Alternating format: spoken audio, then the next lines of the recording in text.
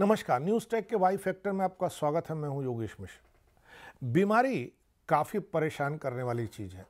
इतनी ढेर सारी बीमारियां हो गई हैं कि अगर बीमारियों की चिंता आप करने लगें तो एक नई बीमारी आपको घेर लेगी। लेकिन हाल फिलहाल एक रिसर्च में पता चला कि जो लोग बीमारी की आशंका से परेशान होते हैं, जिन्हें इस बात का डर होता है कि उन्हें कहीं यह बीमारी न हो जाए, वो कहीं इन्फेक्शन के शिकार न हो जाए, ऐसे लोग मानसिक रूप से ज़्यादा बीमार होते हैं। शारीरिक रूप से भी उनमें बीमारियों की संख्या, बीमारियों के प्रभाव ज़्यादा तेज होते हैं।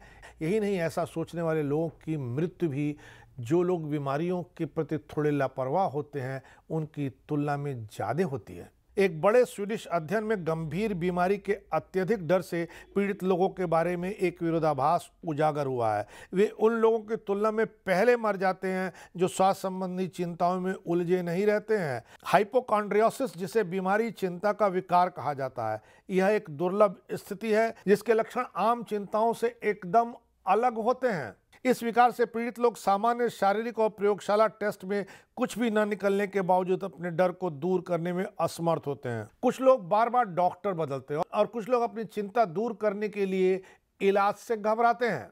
नई रिसर्च यह भी बताती है कि जो लोग बीमारियों की चिंता, आशंका और संभावनाओं से ग्रसित होते हैं, उन लोगों के शरीर पर क्रॉनिक तनाव का असर होता है और ऐसे लोग खुद को आत्महत्या की स्थिति तक ले जाते हैं। JAMA मनोचिकित्सा में प्रकाशित अध्ययन में स्वीडन के कोरोलिंसिका इंस्टीट्यूट के डेविड मेटाइक्सन कोल्स ने कहा है कि हाइपोकॉन्ड्रियासिस पाए गए लोगों के लिए आत्महत्या से मृत्यु का जोखिम 4 गुना अधिक होता है।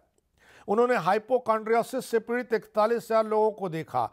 उम्र, लिंग और निवास स्थान में समान 41,000 लोगों से उनका मिलान किया। उन्होंने ट्रैकिंग करके पाया कि हाइपोकॉन्ड्रियोसिस वाले लोगों में कुल मृत्यु दर अधिक थी। हाइपोकॉन्ड्रियोसिस वाले लोगों में 1000 पर 8.5% मृत्यु दर थी, जबकि सामान्य लोगों में यह मृत्यु दर 5.5% की थी।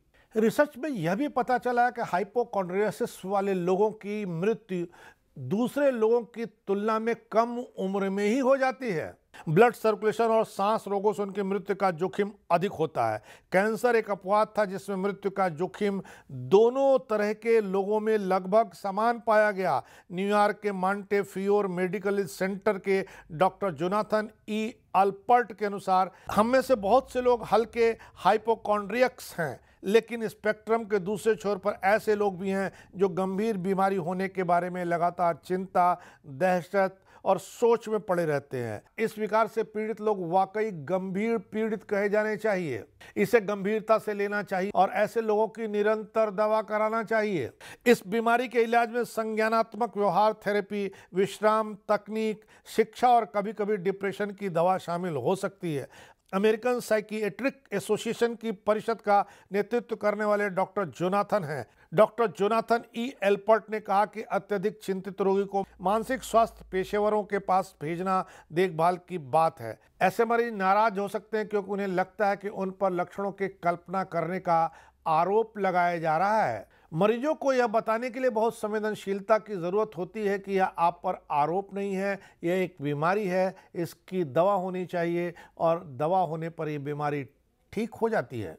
यह एक अवस्था का नाम है। सौभाग्य से इस तरह की अवस्था और इस तरह की बीमारी के बहुत इलाज उपलब्ध हैं, इसलिए हाइपोकॉन्ड्रियोसिस के मरीजों की अनदेखी मत करें, डॉक्टर के पास लेके जाएं, जल्दी निजात मिलेगी। इस बार इतना ही, अगली बार फिर मिलेंगे किसी नए सवाल पर नए ढंग से बात करने के लिए। तब तक के लिए नमस्कार।